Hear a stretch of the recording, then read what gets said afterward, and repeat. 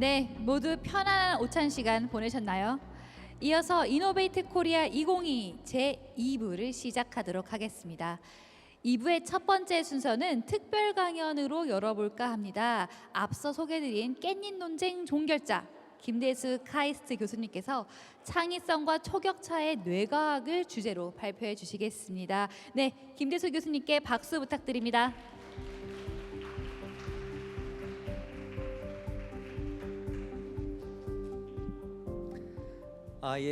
오늘 초청해 주셔서 감사하고요. 특별히 사회자님께서 깻잎에 대해서 말씀해 주셔서 감사합니다. 깻잎 박사 김대수 교수입니다. 반갑습니다.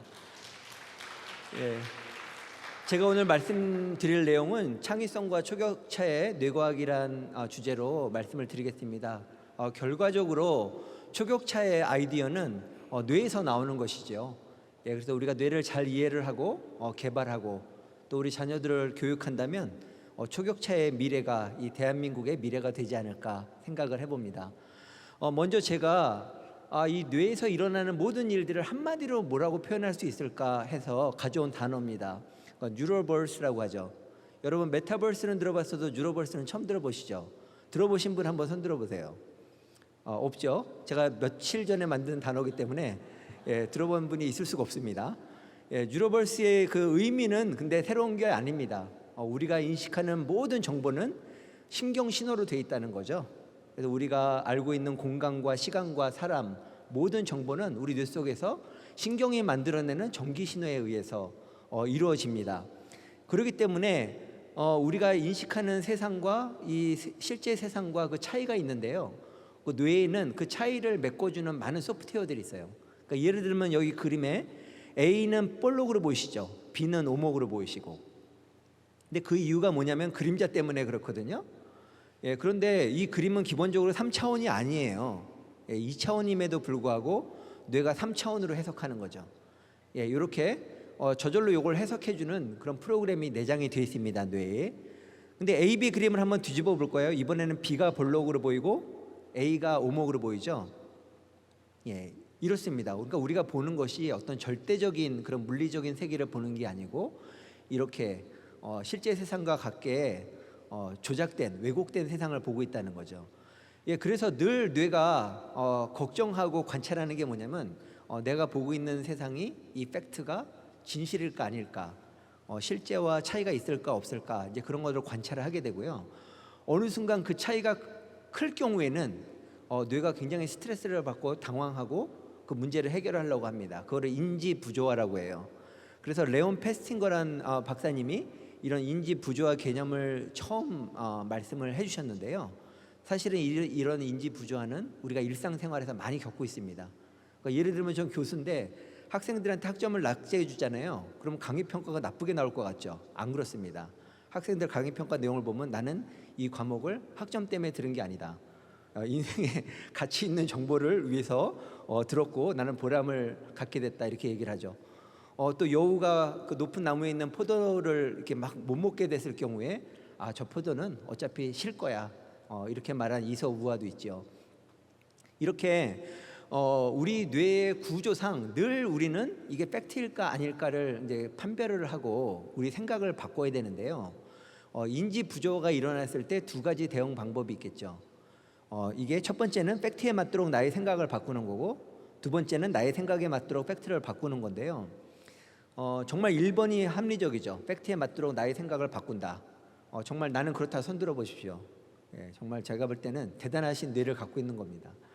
그런데 사실 인간의 뇌는요, 나의 생각에 맞도록 팩트를 바꾸고 나의 생각에 맞는 증거를 수집하려고 많이 노력을 합니다. 이게 바로 인류 문명이나 과학기술 발전에 도움이 되기도 하는 측면인데요. 제가 한번 테스트를 해볼게요. 여기 이 사진을 보시면 어떻습니까? 좀 마음이 편하신가요? 사실 여기 왜 여러분이 이 사진을 보면 불편하시냐면 이 사람이 눈이 4개고 입이 2개잖아요. 이 팩트를 그대로 받아들이시면 되는데 자꾸만 이거를 4개의 눈을 2개로 만드시려고 그런 것 같아요. 그래서 어느 순간에 보면은 어떤 분이 손 들고 나는 눈이 2개로 보인다는 분도 계세요. 실제로 이렇게 팩트를 바꿀 수 있는 능력이 뇌과학의 능력이 되겠죠. 그래서 또 다른 뇌의 특징이 뭐냐면은 우리 자녀들이나 이렇게 보게 되면 왜 이렇게 열심히 뭘 안 할까 생각하는데 목표가 없어서 그렇습니다. 그래서 뇌의 그런 위대한 기능을 사용하기 위해서는 목표를 보여줘야 돼요. 그래서 이 쥐는 이 뇌에 지금 연결이 되어 있죠. 그래서 어떤 이 물건을 가지고 싶은 그런 소유욕을 자극을 했을 때 아무런 일이 벌어지지 않는데 목표를 보여주게 되면은 이런 목표 지향적인 행동이 나타나게 됩니다.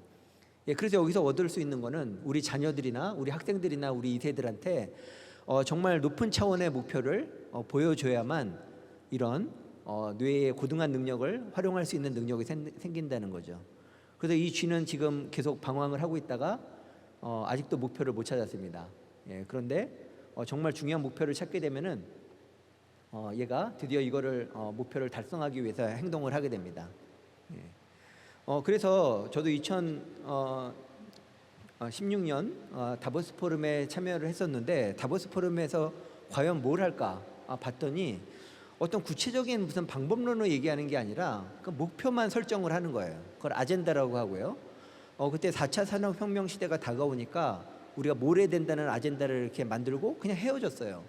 근데 제가 다보스 포럼에서 돌아오니까 온 세계가 4차 산업혁명의 열풍이 일고 있었고 많은 산업계가 거기에 맞는 새로운 산업들을 위해서 매진을 할 수 있는 거죠.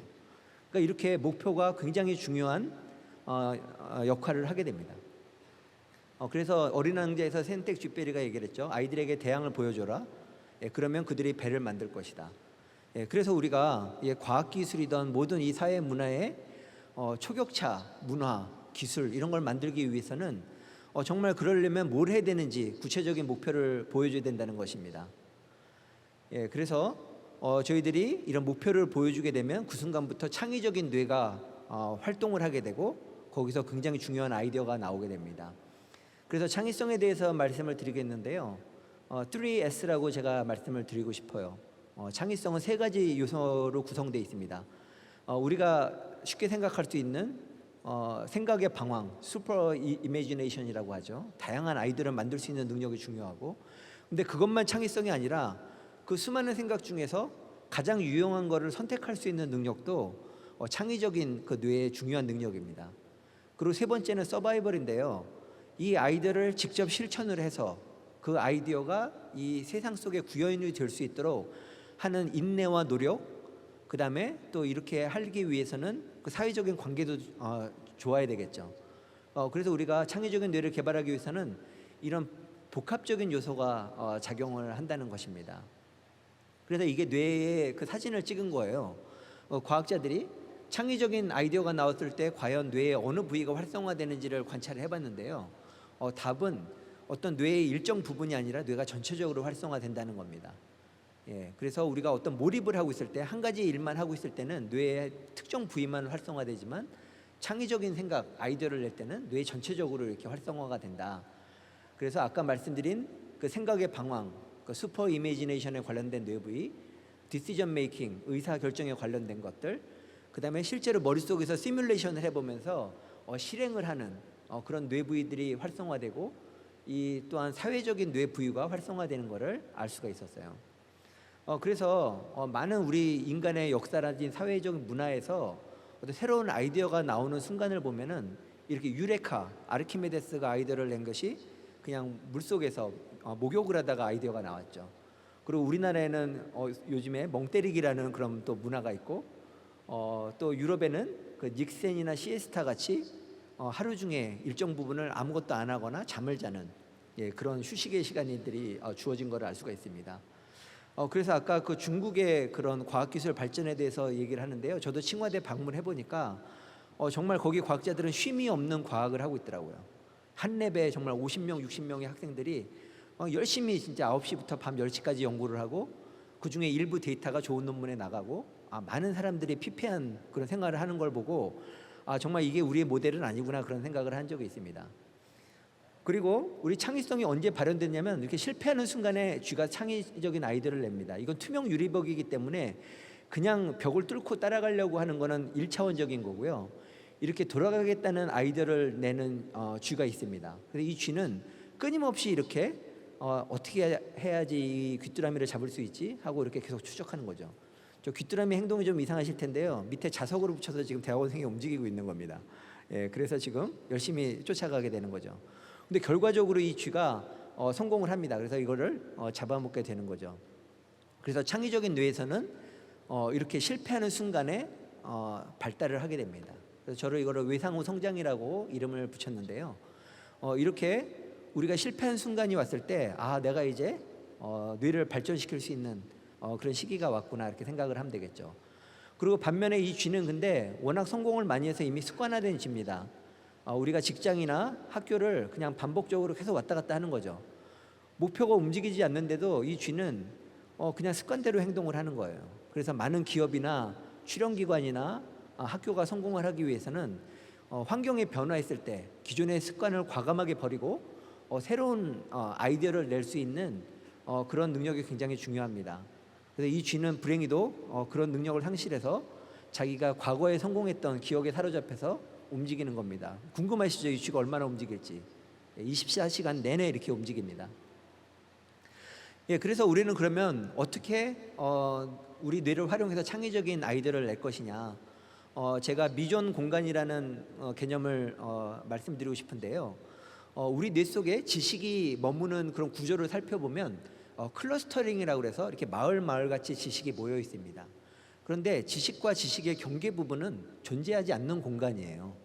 예를 들면 카이스트에는 담벼락이 있었습니다. 담장이 있어서 사실은 카이스트 안과 밖이 있는데 그런 경계라는 거는 존재했지만 그 경계가 존재하는 공간은 아니죠. 그런데 그 담장을 없애고 거기에 벚꽃길이 생겼습니다. 그랬더니 많은 대전 시민들이 와서 즐기는 문화 공간으로 재탄생이 됐어요. 그래서 굉장히 그 카이스트가 원래 그 담벼락이 있었던 이유는 정보 유치를 막기 위해서죠. 근데 이 담장을 허물었을 때 새로운 문화와 정보가 생성이 된 거죠. 물론 유출할 정보가 없다는 것도 굉장히 중요한 정보이기도 하지만 굉장히 어쨌거나 보안도 중요하지만 이렇게 새로운 문화를 만들어내는 거고요. 최근에 그 스페이스 X라고 그래가지고 그 하늘과 우주의 경계 공간을 문화 공간, 관광의 그 공간으로 만들었죠. 어렸을 때부터 여러분 질문해 봤을 거예요. 하늘과 우주의 공간은 경계는 어딜까? 그거 존재하지 않거든요. 공기가 점점 없어지다가 어느 순간에 우주로 가는 것이죠.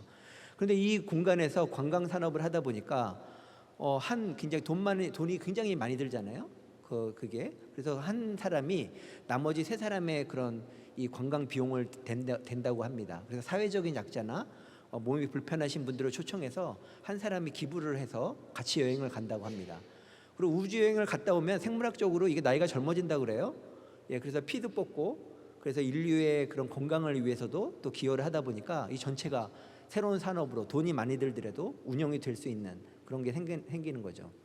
그리고 영화 오징어 게임에서도 보면 존재하지 않는 공간이죠. 이 사회에 존재하지 않는 어떤 경쟁이라는 그리고 부자와 가난한 사람들의 어떤 경계 공간에 이런 새로운 컨셉을 만들어서 성공한 그런 영화가 되겠습니다.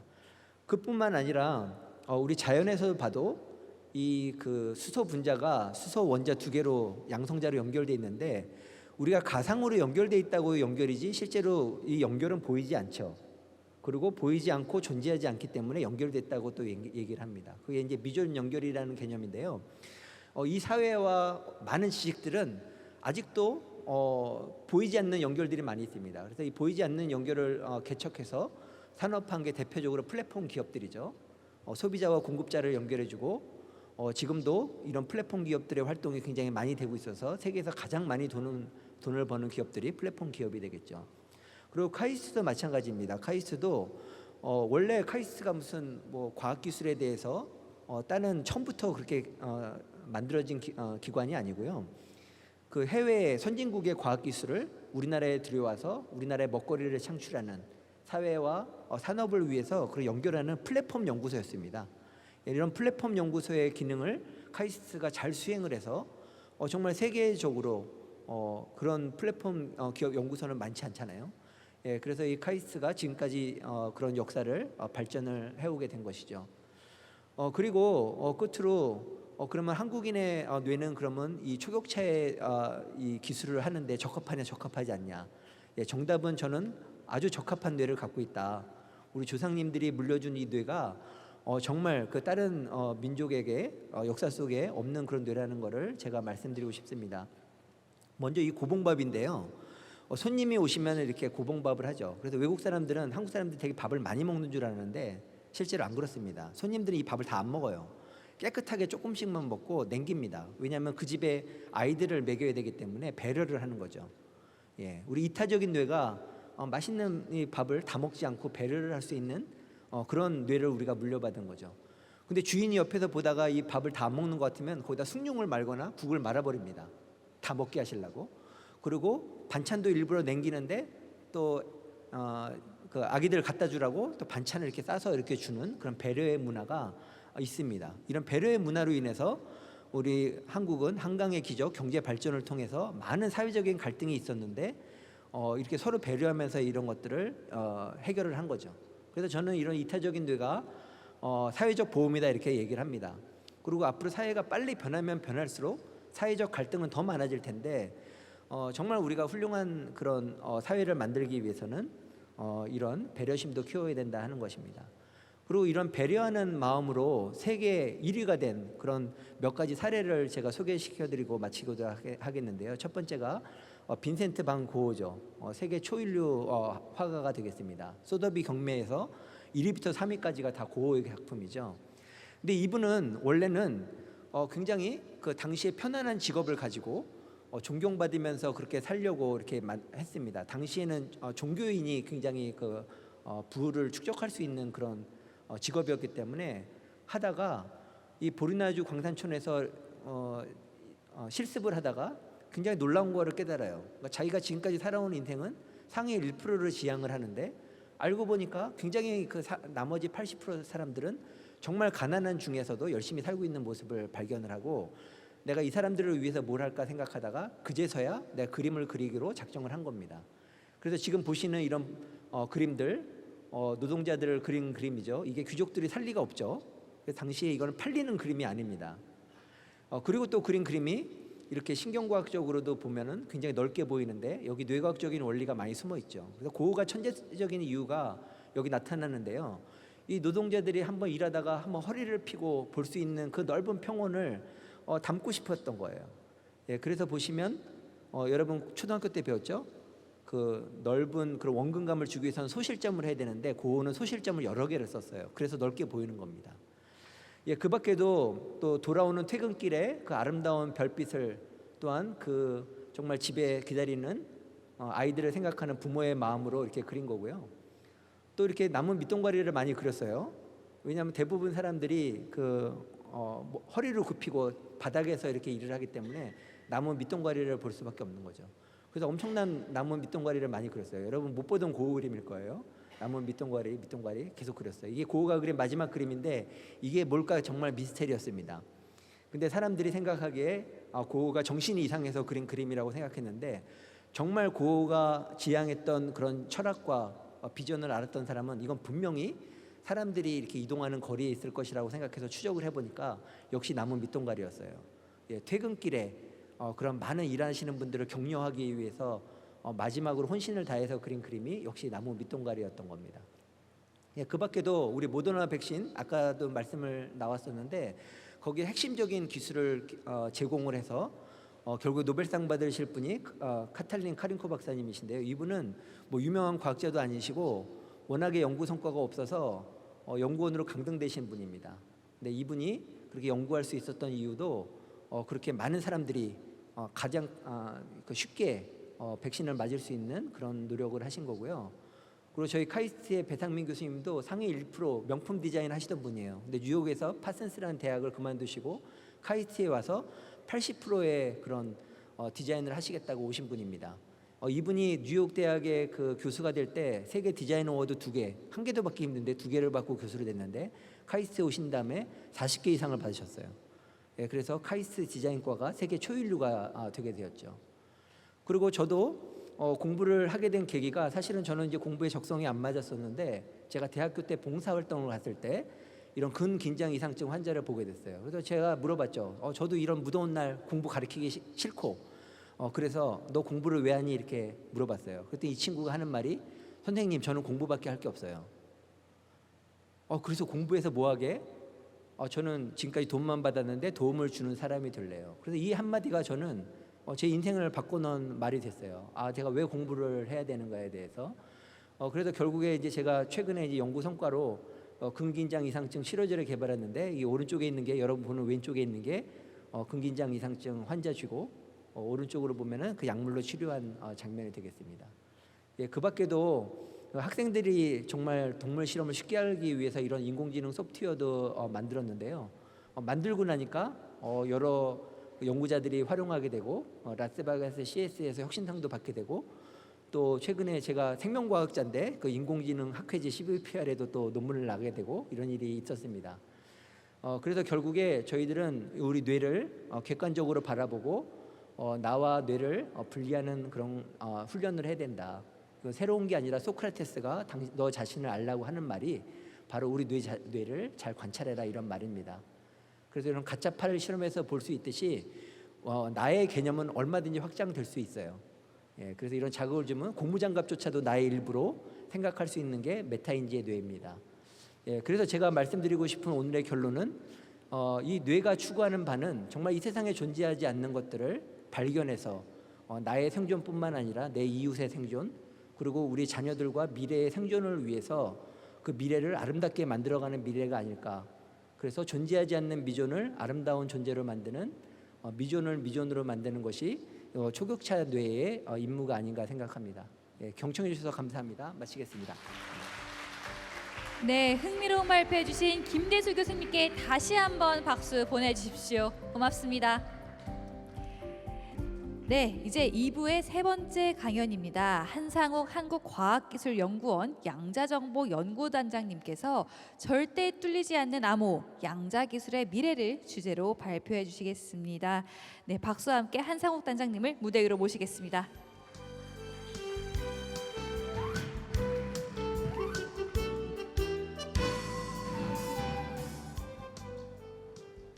예, 안녕하십니까. 한국과학기술연구원 양자정보연구단의 한상욱입니다. 이렇게 멋진 자리에 초대해 주신 관계자분께 굉장히 감사드리고, 그리고 스토리텔링을 제일 잘 못하는 과학자로서 스토리텔링의 전문가 바로 뒤에 이렇게 발표 순서를 잡아주신 거에 대해서 조금 야속하게도 생각을 합니다. 그리고 제가 지금 다루고자 하는 주제 자체가 같은 과학기술 하시는 분들께서도 조금 낯설어하시고 어려워하시는 양자기술이기 때문에 더더욱 조금 어려운 발표가 될 것 같습니다. 최대한 쉽게, 그 다음에 자연스럽게 받아들일 수 있는 그런 발표가 되도록 해보겠습니다. 양자기술을 보통 이렇게 세 가지로 분류를 합니다. 양자통신, 양자컴퓨터, 양자센서, 이렇게 분류를 합니다.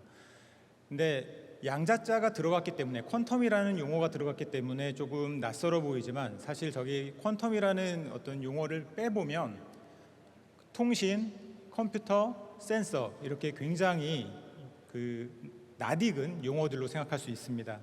그러면 그 앞에 퀀텀이라는 용어가 들어갔기 때문에 어떤 일이 발생하느냐, 기존에는 할 수 없었던, 통신에서 할 수 없었던 일들, 그 다음에 기존의 컴퓨터로는 할 수 없었던 일들, 기존의 센서로는 할 수 없었던 일들을 가능하게 만드는 기술을 만들기 때문에 퀀텀 커뮤니케이션, 퀀텀 컴퓨터, 그 다음에 퀀텀 센서라고 이렇게 지칭을 합니다. 그러면 양자가 무엇인지를 먼저 조금 이렇게 잠깐은 설명을 드려야 될 것 같습니다. 양자라는 용어가 이 용어만큼 굉장히 모호한 용어도 없는 것 같습니다. 그래서 먼저 큰 의미, 광의의 의미로 얘기를 드린다면, 불연속적으로 표현되는 물리량은 다 양자라고 얘기할 수 있습니다. 이 말이 좀 어려우실 텐데 쉽게 설명을 하면, 우리가 양자 기술에서 많이 사용하는 게 빛을 많이 사용합니다. 근데 빛을 세기를 줄이다 보면 빛 알갱이 하나까지 줄일 수가 있습니다. 근데 빛 알갱이 하나, 둘, 세 개는 있을 수 있는데, 이게 불연속적, 그러니까 1.5개, 2.5개 이렇게 연속적인 어떤 물리량으로 나타나는 게 아니라 불연속적으로 하나, 둘 이렇게 끊어서 나타날 수 있는 물리량을 우리가 광의의 의미로 양자라고 얘기할 수 있습니다. 하지만 최근에 어떤 신문 지상에서 많이 나오고 언론에서 얘기 나오고 있는 양자 기술은 사실은 양자 정보 기술을 저희가 양자 기술이라고 보통 얘기를 많이 합니다. 그는 양자 정보에서 양자라고 하는 것에 대해서 정의를 다시 내릴 필요가 있는데, 양자 정보 분야에서의 양자는 기존의 고전 물리학에서는 도저히 설명할 수 없었던 특별한 특성을 가지고 있는 것, 그런 것들을 우리가 양자라고 얘기를 할 수 있습니다. 그런 대표적인 특성으로 여러 가지의 상태를 동시에 가질 수 있다는 중첩, 그 다음에 특별한 어떤 상관관계를 갖는다는 얽힘, 이런 큰 두 가지 상태를 가지고 있는 어떤 미시세계의 작은 것, 이것을 양자라고 얘기할 수 있습니다.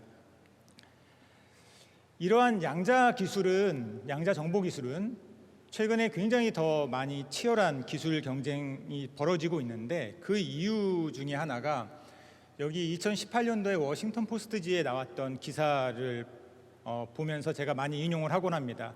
이 기사의 그 제목에서 보시면 미국이 지고 있다라는 굉장히 인상적인 문구가 들어옵니다. 미국이 어디에 지고 있냐면 중국에 지고 있다라고 얘기를 하는 겁니다. 미국이 그러면 중국에게 무엇이 지고 있냐면 양자 기술이라는 분야에서 지고 있는데, 그러면 양자 기술이 도대체 어떤 기술이기 때문에 지고 있다라는 것이 이렇게 크게 주목을 받아야 되느냐라고 얘기했을 때, 지금 현재 전 세계 기술 경쟁 시대의 패권은 누가 뭐라고 해도 미국이 가지고 있습니다. 이런 미국이 지금 현재의 기술 패권을 가지고 있는 가장 큰 이유는 1960년대, 70년대에 치열하게 벌어졌던 미국과 소련의 우주기술 경쟁에서 이겼기 때문에 지금 기술 패권을 가지고 있다. 앞으로 20년, 30년 후에 그만큼 잠재력이 큰 그런 기술 패권을 가질 수 있는 잠재력이 큰 기술이 양자 기술인데, 이 양자 기술이 지금 중국에게 치고 있다라는 게 이 아티클의 메인 내용이었습니다. 이 얘기에 대해서 저도 이 분야에 종사하고 있는 연구자로서 굉장히 많이 공감을 하고 있는 부분이고요. 그러면 얼마나 큰 가치가 있는 기술이길래 그렇게까지 센 얘기를 했을까라고 생각을 해보면, 사실 우주 기술 전쟁에 이겨서 달에 먼저 갔죠. 달에 먼저 가서 거기에 있는 굉장히 광물들을 많이 채취해 왔습니다. 하지만 그 광물들 가지고 우리가 무언가를 했던 건 아니고, 그 광물 자체가 굉장히 새로운 테크놀로지를 끌어온 건 아닙니다. 하지만 그 광물을 채취하기 위해서 개발했던 굉장히 수많은 기술들이 현재 ICT 기술의 모든 기술의 근간이 되고 있다, 이렇게 말씀드릴 수 있겠습니다. 이후에 조금 얘기를 드리겠지만, 양자 기술 같은 경우에 현재의 응용 분야는 양자 컴퓨팅, 그 다음에 양자 암호 통신, 이런 것들이 응용 분야로 부각이 되고 있는데, 과연 그러면은 그 양자 암호, 그 다음에 컴퓨터, 이거 자체만 가지고 사람들이 그렇게 큰 기술이라고 생각을 할까? 그것이 아니라 지금은 상상하지 못하는 새로운 세계, 그런 세계의 핵심 기술로 양자 기술이 역할을 할 것이다 라고 사람들이 생각을 하고 있습니다. 이러한 그 기술 경쟁에서 중국이 굉장히 앞서 나가고 있다 얘기를 하는데, 그거의 대표적인 얘가 이런 연구소를 하나 짓겠다는 거였습니다.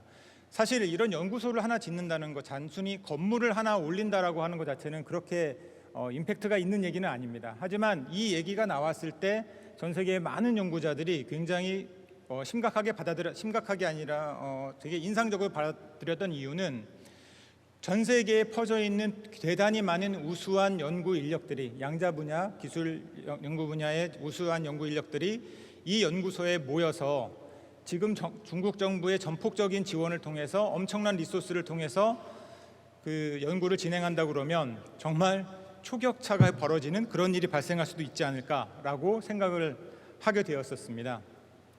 그래서 이에 대응해서 미국에서는 2018년도에 백악관의 그 국가양자조정실이라는 기구를 설치해서 본격적인 양자 기술에 대한 투입을 시작을 했고, 이 이후에 2019년, 2020년, 21년, 22년 매해마다 굉장히 새로운 정책들을 많이 내세우면서 전략 기술로서 집중적인 투자를 통해서 지원을 하고 있습니다. 양자 기술은 아까 말씀드린 것처럼 양자 통신, 양자 컴퓨팅, 양자 센싱, 이렇게 기술로 나눠볼 수 있다고 하는데, 양자 통신 분야에서는 지금 현재 중국이 굉장히 독보적으로 앞서 나가고 있습니다. 2021년도에 네이처지에 나온 논문에 보면은 중국의 동쪽과 서쪽을 위성으로 양자 통신을 이어주고 동쪽에 있는 베이징부터 상해까지의 주요한 도시들을 32개의 중간 노드들을 이용해서 양자 암호 통신을 할 수 있는 이런 인프라를 구축을 했습니다. 이렇게 인프라를 구축한 나라는 중국이 유일하고, 그 다음에 이런 인프라를 구축하기 위해서 소요되는 비용이나 이런 것들을 생각해 봤을 때 이미 중국은 중국 자체 내에 작은 양자 산업 생태계가 이미 만들어져 있다, 이렇게 예상이 되고 있습니다. 이에 대비해서 양자 컴퓨팅 분야는 미국과 중국이 굉장히 치열하게 경쟁을 좀 진행을 하고 있습니다. 그래서 미국은 우리가 다 들어봄직한 구글이나 IBM 같은 거대, 마이크로소프트도 포함해서 거대 IT 기업들이 양자 컴퓨터 개발에 집중을 하고 있고, 중국은 연구소 중심으로 굉장히 활발한 연구를 좀 진행하면서 치열한 경쟁을 벌이고 있습니다. 그러면 미국과 중국만 이렇게 열심히 하고 있느냐? 그렇지 않고 전 세계에 우리가 이름을 들어봤을 만한 모든 기업, 모든 나라에서 굉장히 육성 정책을 많이 내놓고 있습니다. 사실 양자 기술은 1900년대 초에 유럽에서 처음에 나왔습니다. 그래서 원천 기술에 대해서는 유럽이 굉장히 큰 원천 기술들을 가지고 있었고, 그 기술을 계속해서 발전시키기 위해서 유럽의 공동 프로그램을 통해서 같이 협력 연구를 하면서 연구를 진행해 왔었습니다. 근데 최근에 그게 굉장히 많이 바뀌고 있습니다. 2020년대 들어와서 그런 공동의 연구 프로그램을 통해서 원천 기술을 개발하는 것은 계속해서 협력 연구를 진행을 하지만, 각 나라마다 독자적인 연구 육성 프로그램을 통해서 기술적인 장벽을 조금씩 세워나가고 있습니다. 그래서 영국은 영국대로, 프랑스는 프랑스대로, 독일은 독일대로 각각의 나라들이 그런 공동의 연구 프로그램이 아닌 독자적인 어떤 연구 프로그램을 통해서 국가에 필요한 전략 기술들을 확보해 나가고 있는 그런 움직임들이 많이 보여지고 있습니다. 그래서 이런 것들을 퀀텀 내셔널리즘이 점점점 심화되고 있다, 이렇게 표현하고 있습니다. 이런 양자 기술은 왜 그러면은 갑자기 그렇게 기술적인 어떤 배리어들을 이렇게 쌓아나가고 있을까 생각을 해보면, 기존의 양자 원천 기술 연구에서 지금은 산업 연구로 움직이고 있고, 그런 산업 연구로 움직이면서 점점 더 이 양자 기술을 확보한 국가와 그렇지 못한 국가는 굉장히 큰 격차가 벌어질 것이다, 이렇게 예상하고 있기 때문에 각 나라마다 핵심 기술들을 확보하려고 하는 그런 노력들이 많이 이루어지고 있는 것이라 생각이 되어집니다. 그래서 산업 동향을 한번 살펴보면 양자 통신, 양자 컴퓨팅, 양자 센싱이 전부 다 굉장히 활발한 산업화 활동을 하고 있는데, 양자 통신은 주로 보안 통신 쪽으로 해서 주요 통신사 간 어떤 선점 경쟁을 하기 위한 어떤 경쟁이 치열하게 벌어지고 있습니다. 대표적인 예로 표준화 쪽에서 우리나라가 굉장히 표준화를 선점하기 위한 노력을 많이 진행하고 있고, 전 세계 모든 나라들이 그런 동일한 어떤 노력을 진행을 하고 있습니다. 양자 컴퓨팅 같은 경우에는 아직까지 본격적인 산업화는 이루어지지 않았지만, 만약에 본격적인 산업화가 이루어진다면 파급 효과가 엄청 크기 때문에 초기 기술 선점을 위한 경쟁을 많은 주요 기업들을 중심으로 벌어지고 있습니다. 양자 센싱 같은 경우에는 시제품을 통한 초기 상용화를 위해서 여러 기업들이 지금 나타나고 있는 그런 현실입니다. 이 중에서 아까 양자 통신 쪽에서 보면 그런 기업들의 리스트에서 굉장히 눈에 익은 기업들이 많이 보였을 겁니다.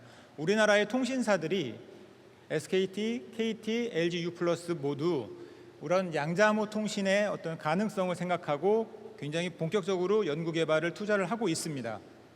대표적인 예가 2021년도에 인프라 구축 사업이라고 해서 이렇게 한 10개 넘는 구간에 대해서 이게 실제로 실험실에서만 할 수 있는 연구냐, 아니면 실제로 필드에서 보안 통신의 대체 기술로 우리가 사용할 수 있는 기술인가를 테스트하기 위해서 굉장히 주요한 어떤 사이트들에 대한 보안 통신에 대해서 지금 현재 검증 작업을 벌이고 있습니다. 그래서 설치를 해서 3년간 운영을 해서 3년간 그 운영 결과를 통해서 차세대 보안 통신 기술로 이 기술을 충분히 활용할 수 있다는 것을 현재 검증하고 있는 그런 단계입니다. 그리고 이런 양자 통신 보안 통신 시스템에서 가장 중요한 핵심 부품 중에 하나인 난수 발생기를 양자 기술로 이용해서 양자 난수 발생기를 상용화하는 노력도 많이 이루어지고 있습니다. 그래서 그거의 하나의 대표적인 예로 핸드폰의 보안에 들어가는 난수 발생기를 양자 난수 발생기를 이용해서 보안성을 향상해 보고자 하는 그런 산업화 움직임이 있습니다. 무엇보다 그 파급 효과 면에서는 양자 통신보다는 양자 컴퓨팅이 파급 효과는 훨씬 더 크다고 볼 수 있습니다. 그래서 양자 컴퓨터는 사실 양자 정보 연구하는 사람들에게는 30이라는 숫자가 굉장히 그 귀에 익은 숫자였습니다. 30이라는 숫자가 어떤 걸 의미하냐면 1980년대에도 양자 컴퓨터가 언제 만들어질까라고 물어보면 30년 후에 만들어진다고 했고 1990년대에도 30년 후에 만들어진다고 했고 2000년대에도 30년 후에 만들어진다고 했습니다. 그 말은 무슨 얘기냐면 언제 만들어질지 모른다는 얘기였습니다. 하지만 이제는 누군가에게 양자 컴퓨터가 언제 만들어진냐라고 물어본다 그러면 어딘가에는 쓰일 만한 양자 컴퓨터가 5년 후에 10년 후에는 만들어질 것 같다라는 얘기들을 하고 있습니다. 그런 양자 컴퓨터를 하드웨어 자체만 만드는 것뿐만 아니라 이것을 클라우드 서비스를 통해서 굉장히 많은 사람들이 양자 컴퓨터를 체험해보고 양자 컴퓨터를 이용해서 각자가 속해 있는 산업 분야의 혁신을 좀 도모할 수 있는 도구로서 활용해보고자 하는 연구들이 많이 이루어지고 있습니다. 그래서 대표적으로 클라우드 양자 컴퓨터를 개발하고 그다음에 클라우드 서비스를 하는 기업인 IBM 같은 경우에는 작년에 로드맵을 발표했을 때 2025년에는 4,000 큐빅 규모의 그 양자 컴퓨터를 개발해서 클라우드 서비스를 제공하겠다는 로드맵을 발표했고요. 그다음에 아까 말씀드렸듯이 중국도 치열한 경쟁을 하면서 거의 대등한 수준의 어떤 기술들을 지금 보여주고 있습니다. 그러면은 이런 양자 컴퓨터가 만들어졌다고 했을 때 어디에다 활용할 수 있을까? 과연 타 산업 분야에 그런 혁신을 줄 수 있을까? 이런 연구들을 굉장히 지금 많이 활발하게 진행을 하고 있습니다. 그래서 그 사례들을 하나씩 좀 말씀드리도록 하겠습니다. 일단 폭스바겐에서는 양자 알고리즘을 이용해서 어떤 교통체증 해소를 위한 교통관리 시스템에 한번 적용해 보고자 하는 연구를 현재 진행을 좀 하고 있고, IBM 같은 경우에는 그러니까 벤츠 같은 경우에는 IBM의 양자 컴퓨터를 좀 활용해서 차세대 전기차 배터리의 신소재를 개발하는데 신소재 개발 주기를 굉장히 빠르게 가져가게 하기 위한 어떤 시뮬레이션을 양자 컴퓨터를 이용해서 해보고자 하는 노력을 많이 진행을 하고 있습니다. 그리고 에어버스 같은 경우에는 아예 미국에 투자를 해서 양자 알고리즘을 하는 회사를 투자를 해서 어떤 항공 쪽에 필요한 굉장히 복잡한 계산들 그리고 항공 물류의 최적화 경로를 찾는 어떤 이런 문제들에 대한 것에 양자 컴퓨터를 활용해 보고자 하는 그런 노력들을 하고 있습니다. 그리고 베링거 링게람 같은 어떤 글로벌 제약회사 같은 경우에서도 신약 개발을 할 때 양자 컴퓨터가 이 신약 개발에 혁신을 가져올 수 있을 것이다 라고 예상을 하고 구글과 손잡고서 신약 개발에 이 양자 컴퓨터를 응용해 보고자 하는 노력을 진행을 좀 하고 있습니다. 그리고 금융 쪽에서도 많은 계산들이 필요한데 이런 계산들의 어떤 새로운 어떤 돌파구를 양자 쪽에서 줄 수 있지 않을까라는 연구들을 많이 진행을 하고 있고요. 일본에서는 통신사에서는 기주국 배치하는 거에 어떤 식으로 배치하는 게 최적화된 배치가 되는 것이냐라는 대한 거에 양자를 좀 이렇게 적용해서 해보고자 하는 노력도 지금 진행을 하고 있습니다. 그래서 이 숫자들에 대해서는 좀 이렇게 논란의 좀 여지가 있지만 맥킨지 보고서를 보면 2035년도에 양자 컴퓨팅의 영향력이 한 800조에 달할 것으로 보고 있다라는 얘기들을 좀 하고 있습니다. 그러면 우리나라는 지금 어떻게 하고 있느냐? 정부에서도 최근에 과기정통부를 중심으로 해서 이 기술에 대한 가능성을 확인을 하고 굉장히 본격적인 투자를 좀 진행을 했습니다. 그래서 2019년부터 양자 컴퓨터 연구를 본격적으로 좀 시작을 했고 작년 같은 경우에 필수 전략 기술에 양자 기술을 선정을 해서 계속해서 연구비 투자 규모를 늘려가면서 우리나라가 기술 격차를 빠르게 해소할 수 있도록 하는 정책을 많이 지금 추진을 하고 있습니다.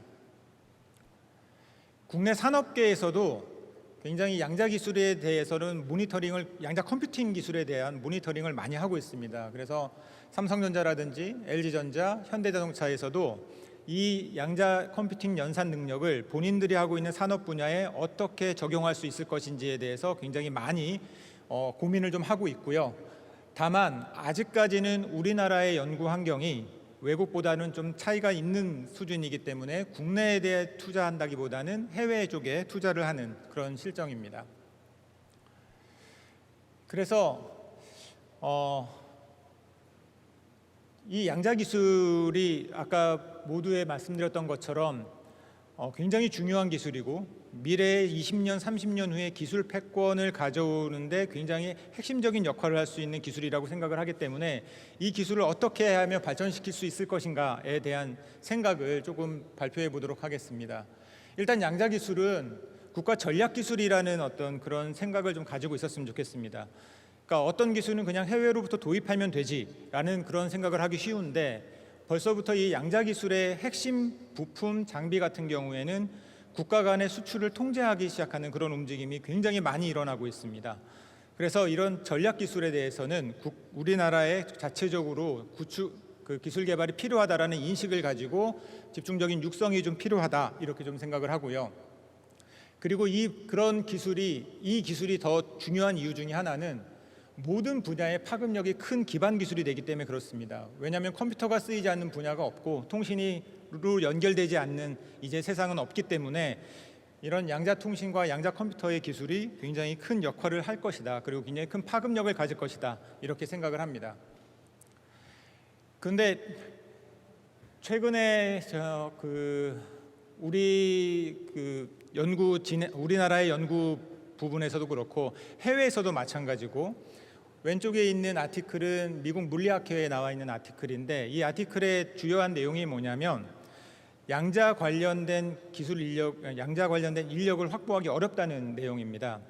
근데 이게 왜 어려운지의 이유가 뭐냐면 구인 광고를 내면 그 사람들이 지원을 하는데 그 지원하는 사람들의 인력의 면모를 보면 물리학에서 양자 정보망 연구했던 굉장히 그런 이론 연구를 많이 했던 사람들만 주로 지원을 한다고 합니다.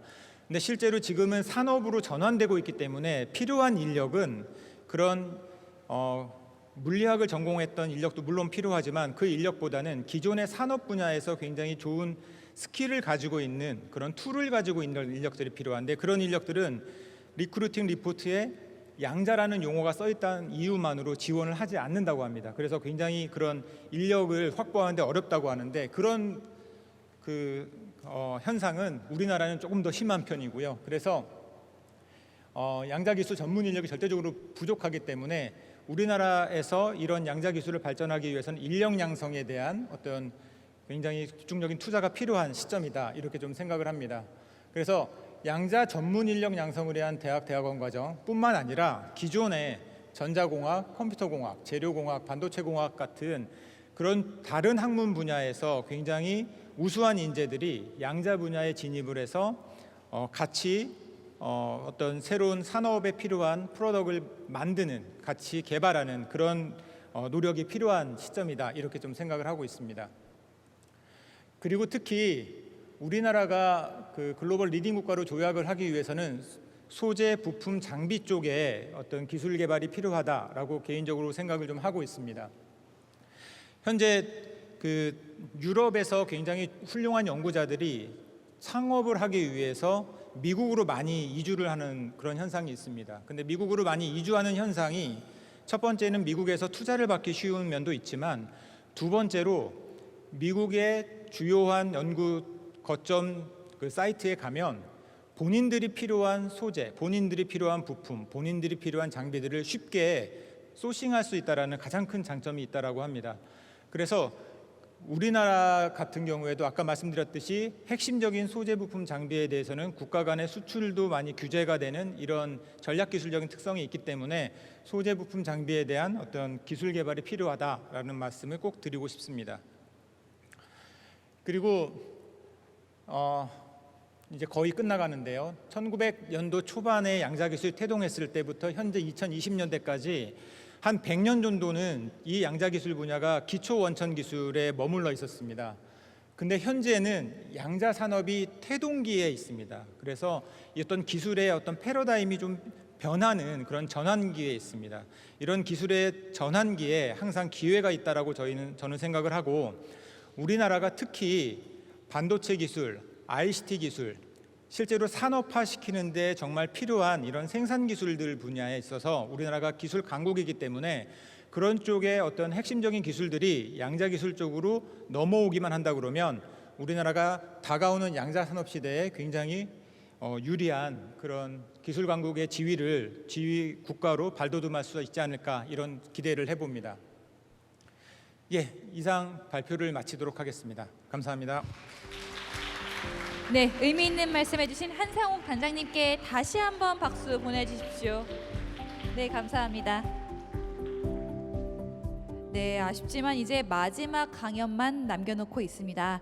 마지막 발표는 윤시우 한국핵융합에너지연구원 K스타 연구본부장님께서 전 세계는 핵융합 전쟁, 한국의 현주소를 주제로 말씀해 주시겠습니다. 네, 윤시우 본부장님께 박수 보내주십시오. 네.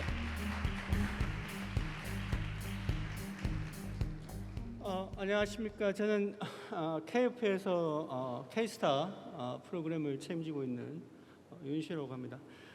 오늘 이 시간에 한 20분 정도 제가 짧게 K스타에 포함한 지금 전 세계 핵융합 에너지 개발의 현황에 대해서 좀 말씀을 드리려고 하는데, 분야가 분야이니만큼 상당히 어렵고 제가 또 이해한 수준도 그렇게 높지가 않기 때문에 최대한 쉽게 설명을 드리려고 하겠지만 좀 부분 좀 어려움이 있을 걸로 예상을 하지만 진행해 보겠습니다. 이제 핵융합 에너지 개발이라고 하는 거는 이제 전기를 만들겠다는 거죠. 그래서 전기를 어떤 식으로 만드느냐, 핵융합 반응을 이용해서 이제 대용량의 전기를 만들어 보자고 하는 게 이제 목표고, 이제 그걸 이제 하기 위해서 이제 이런 지금 미래에 이제 개발될 핵융합 발전소를 한번 상상해 보면, 이제 내부에 이런 초고온 플라즈마에서 이제 핵융합 반응이 일어나게 되고, 여기를 이제 연료로 중수소와 삼중수소를 쓰게 되는데, 이제 바닷물에 중소는 많습니다. 근데 삼중수소는 없기 때문에 삼중수소를 우리가 다시 만들어야 되는 그런 불편한 점이 있지만, 기본적으로 바닷물에서 이제 기본 연료를 쓰고 그걸 이용해서 전기를 생산하는 되기만 되면 아주 이제 장점이 많은 그런 해가 되겠습니다. 그래서 이 안쪽이 이제 주로 이제 많은 다른 발전 방식과 이제 다른 부분이고, 나머지 뒤에 보이는 2차 계통 부분들은 대부분 다 공유하고 있는 그런 것이라고 보시면 되겠습니다. 그래서 이제 에너지 입장에서는 자원의 자급자족이 이제 가능하고, 그다음에 기본적으로 이제 무한한 에너지원이 되겠죠. 성공만 한다면. 그래서 이제 지금 한국은 실제로 이 관련 분야에서 그렇게 역사가 길지는 않습니다. 80년대 이제 서울대에서 스너7구라는 토카막을 시작해서 이제 랩에서 여러 가지 실험을 하다가, 실제로 이제 전 세계도 마찬가지지만 2000년 초반에 기존에 이제 하는 방식을 좀 탈피해서 초전도 자석을 쓰게 되면서 이제 많이 발전을 했다, 이렇게 말씀드릴 수 있을 것 같고, 이제 K스타가 이런 초전 자석을 쓴 첫 번째 전 세계에서 이제 장치가 되겠습니다. 그래서 K스타 시작으로 좀 이따 말씀드린 2터나 추후에 이제 결론적인 마지막 타겟인 데모까지 이제 진행하려고 하고 있습니다. 다행히도 한국은 이 핵융합 발전에 대해서, 에너지 개발에 대해서 국가 차원에서 많은 지원이 지금까지도 있어오기 때문에 다른 선진국과 이제 좀 늦게 시작했지만 유사하거나 좀 뛰어넘는 그런 연구 성과를 갖고 있다고 볼 수가 있을 것 같고요. 보시면 이제 웬만한 선진국에서는 다 하고 있습니다. 사실 이게 굉장히 이제 메리트 좋은 있는 그런 분야이기 때문에, 그래서 미국, 일본, 선진국들은 다 하고 있죠. 그래서 이제 여기도 이제 이터라고 나와 있지만 이게 이제 프랑스에 이제 지어지는데, 아마도 이게 이제 아주 중요한 이제 핵융합 발전의 그 에너지 개발에 대한 중요한 마일스톤이 될 걸로 이해하시면 될 것 같습니다. K스타는 여기에 이제 있고, 지금 최근에는 이제 중국, 일본과 같이 한국이 이 분야에서 굉장히 좀 리딩을 많이 하고 있는 그런 분야라고 보시면 될 것 같습니다.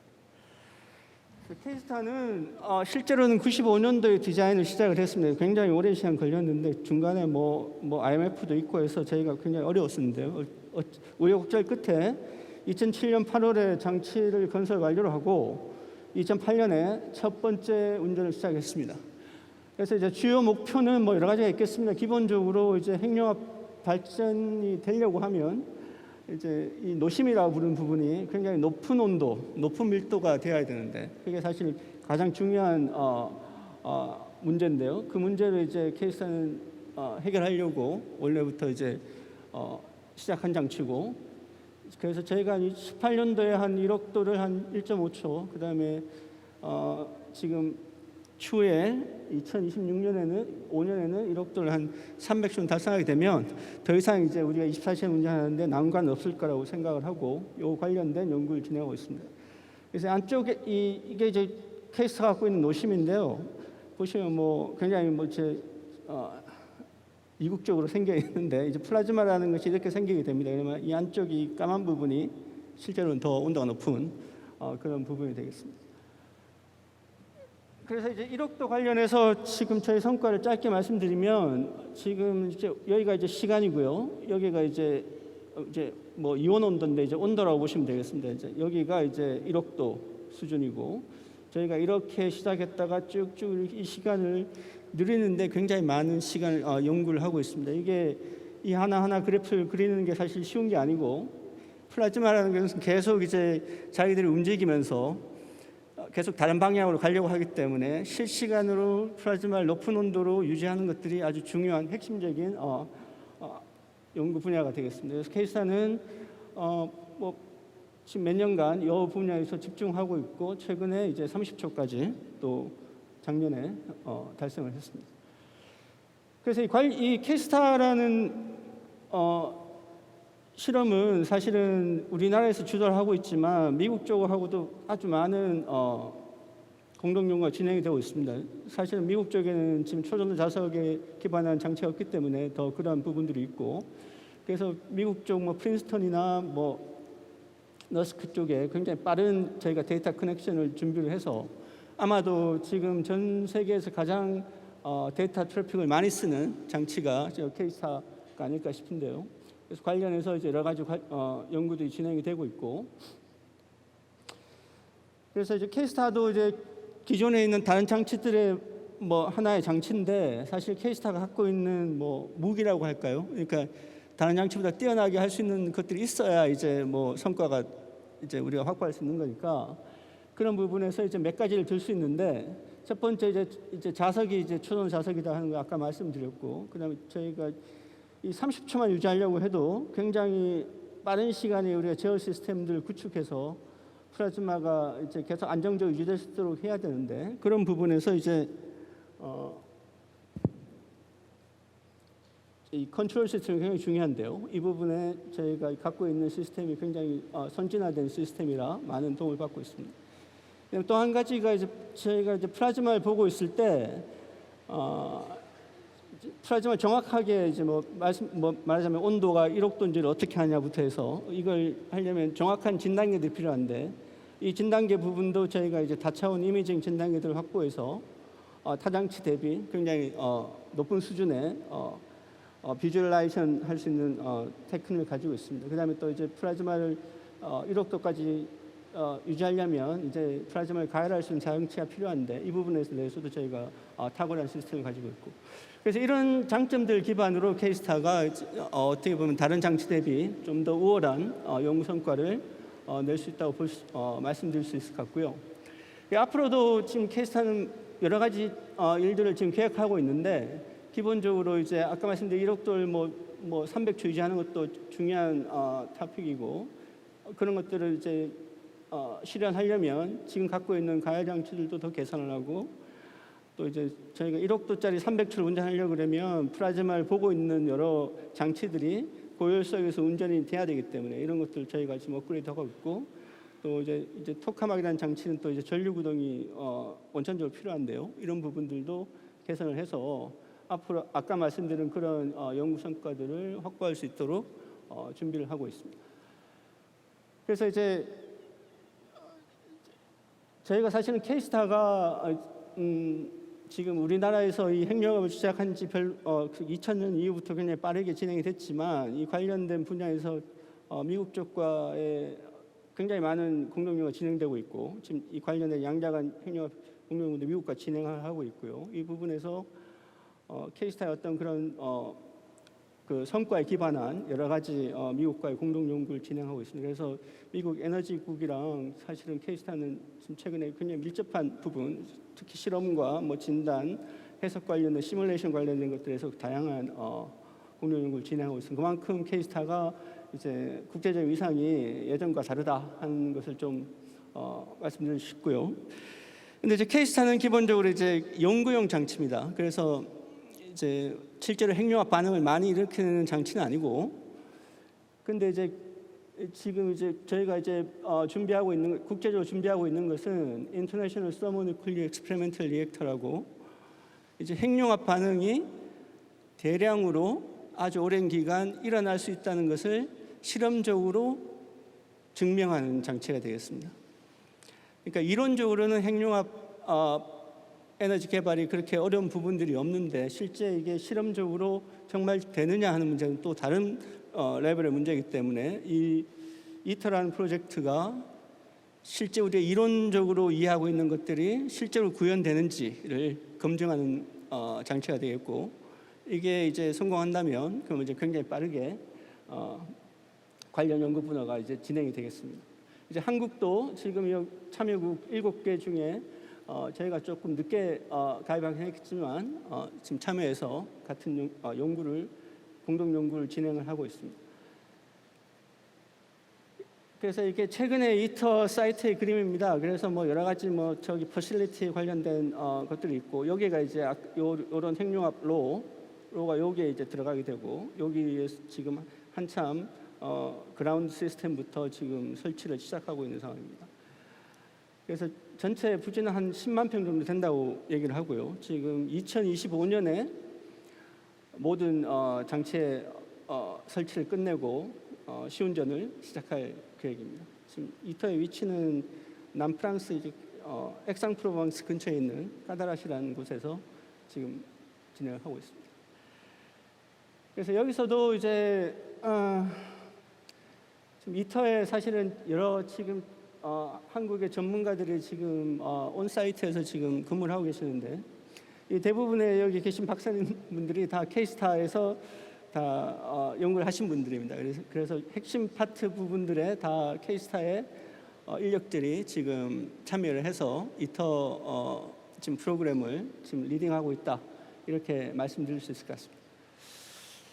그래서 그런데 이 핵융합 에너지 개발의 이제 가장 큰 문제라고 하면은 이제 시간이 아주 많이 걸린다는 거죠. 시간이 많이 걸리는 이유는 이제 아까 말씀드린 대로 이제 그 핵융합 로의 설계 부분을 하는 부분에도 뭐 수년이 걸릴 거고, 그다음에 핵융합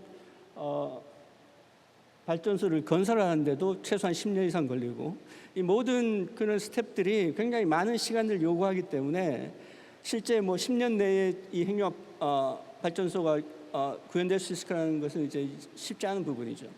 그래서 저희가 지금 판단하기, 많은 뭐 다른 나라도 마찬가지겠지만 저희 한국에서도 이제 유사한데요.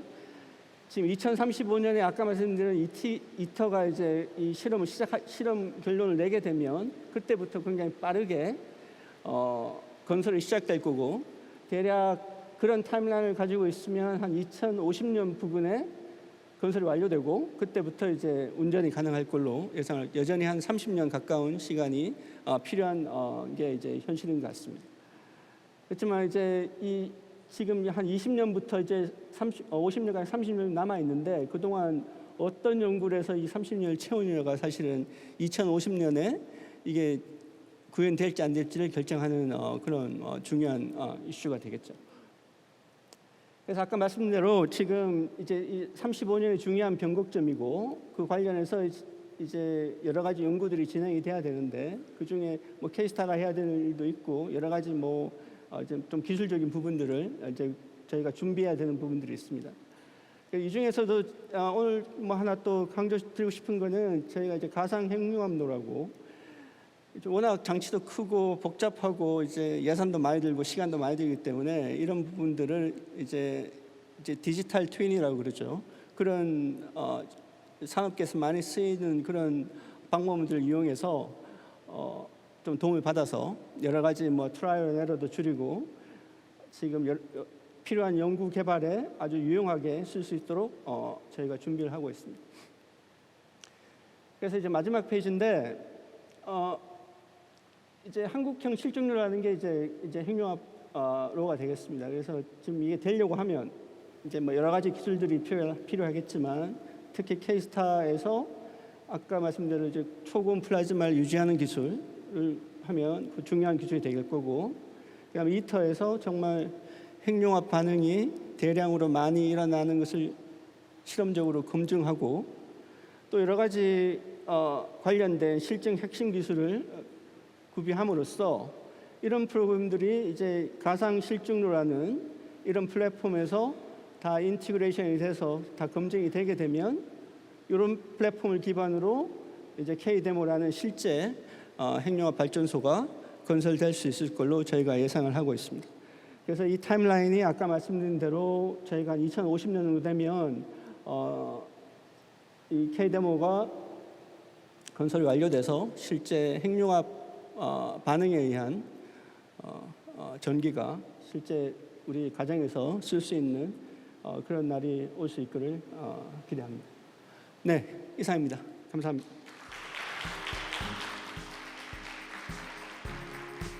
행사의 마지막을 유익한 강연으로 채워주신 윤시우 본부장께 다시 한번 힘찬 박수 부탁드립니다. 고맙습니다. 이상으로 저희가 준비한 순서는 모두 끝이 났습니다. 오랜 시간 이노베이트 코리아 2022와 함께 해주신 분들께 진심으로 감사드립니다. 내년에도 더 많은 분들과 풍성한 내용으로 만나뵐 수 있길 바랍니다. 네, 지금까지 사회의 박혜림이었습니다. 감사합니다.